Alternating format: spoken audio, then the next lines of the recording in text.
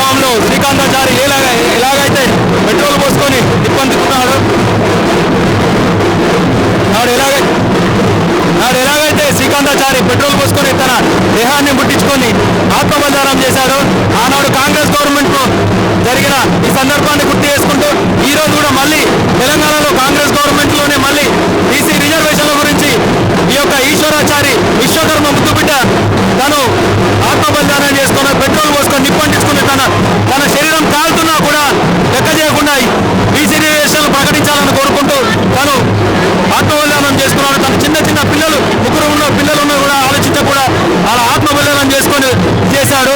ఈరోజు తన కుటుంబానికి ₹1 ఎక్స్‌గ్రేషియా ప్రకటించు మరియు తన ఇంటికి ఉద్యోగం ఇచ్చుకుంటూ కూడా తన పిల్లలను కూడా సంరక్షించాలని ఈరోజు కోరుకుంటాను. నేను పానగంటి శ్రీధర్, జిల్లా బీఆర్ఎస్ పార్టీ జిల్లా సన్నకార సంఘం అధ్యక్షులు.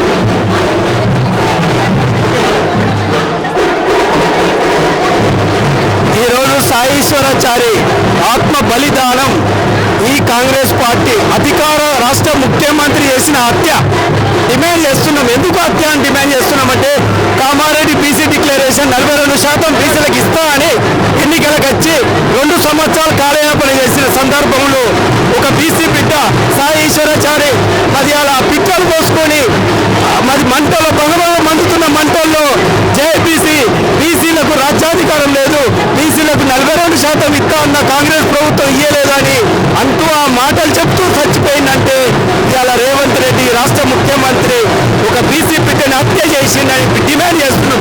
బేషరతుగా మరి ఏదైతే 42% విద్యా ఉద్యోగ రాజకీయ రిజర్వేషన్లు కేంద్ర రాష్ట్ర ప్రభుత్వాలు ఆడుతున్న నాటకం తౌడులో షాటలో తౌడు పోసి కుక్కల కొట్టాడ పెట్టినట్టు చేస్తున్న రాష్ట్ర కేంద్ర ప్రభుత్వాలకు చెంప పెట్టిన ఓటుతో బుద్ధి చెప్పాలని బీసీ ఓటు బీసీలకు వేసుకొని మరి సాయేశ్వరాచారి యొక్క ఆత్మకు శాంతి చేరాలంటే రేపటి రోజులలో బీసీలకు రాజ్యాధికారం రావాలని అదే రకంగా సాయేశ్వరాచారి యొక్క కుటుంబాన్ని బేషరతుగా రాష్ట్ర ప్రభుత్వము ఆదుకోవాల్సిన సందర్భం ఉంది.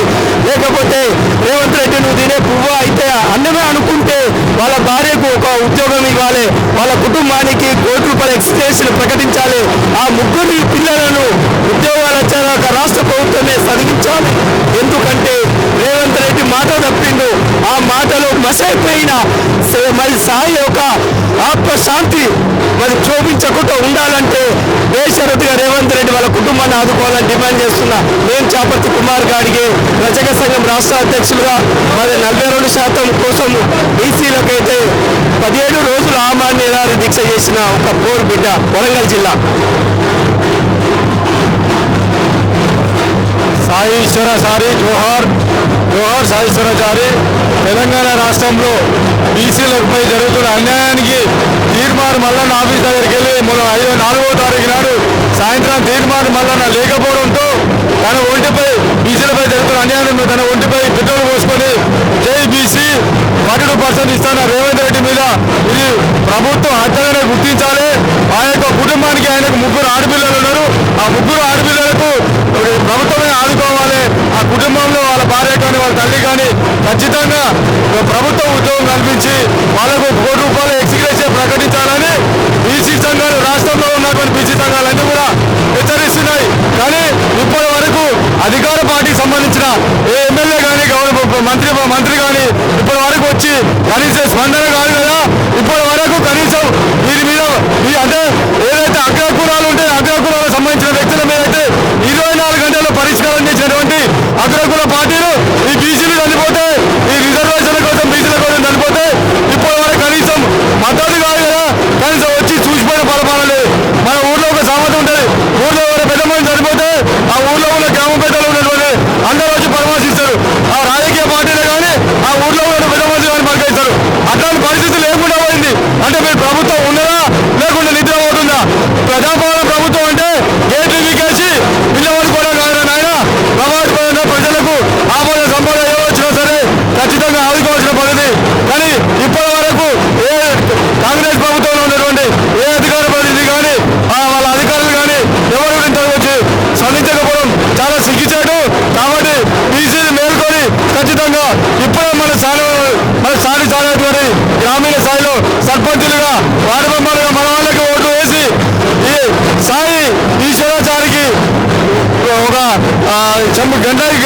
గంటాపదంగా రాజురెడ్డి కాంగ్రెస్ ప్రభుత్వానికి చెంపబెట్టుగా బీసీ సర్పంచులుగా వార్డు మెంబర్గా అందరూ గెలిపించాలని ఈ ప్రెస్ మీట్ ద్వారా అందరూ వేడుకుంటున్నారు.